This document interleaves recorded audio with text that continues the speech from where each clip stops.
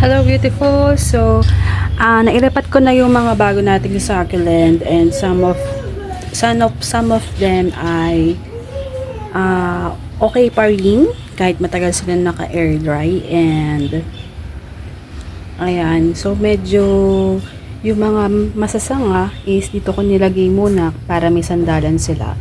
And then kapag okay na is hindi na nila kailangan ng sandalan, is aayos na natin ulit. Yan. Oo. Kung anong magandang ayos.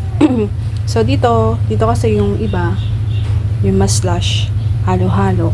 So, ito. See? Pink. Pink snow ba yun? Snow peach pala. So, some of it ay ito, Laoshen. This is Laoshen is natutuyot siya.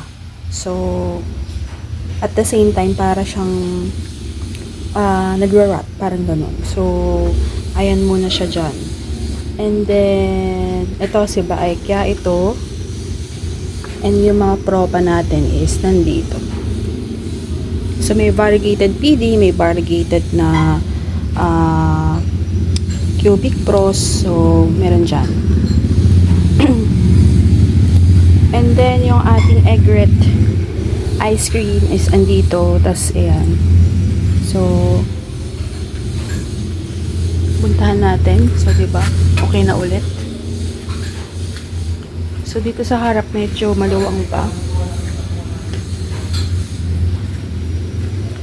So, dito sa side na to, nandito na yung mga kristata. Kasi hindi sila masyadong na malaki kasi nakatago sila sa sun. So, expose na natin sila. Since maulan naman din. So, ang iniisip ko kasi is baka masunog. So, this is bar PD. Ayan. So, hindi ako maswerte sa putol-putol talaga.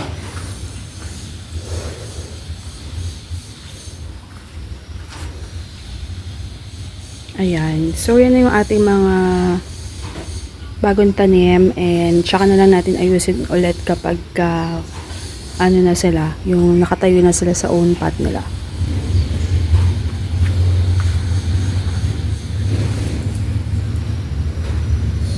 Asan na yung isang ano? Nasa harap pala yung mga haworthia. So, yun. Tapos to baka pwede na din natin ilagay somewhere. Sa harap na lang siguro. Since okay naman siya. So, pag nababasa siya, is pangit yung buhok niya. Ito, mahuli kasi siya eh.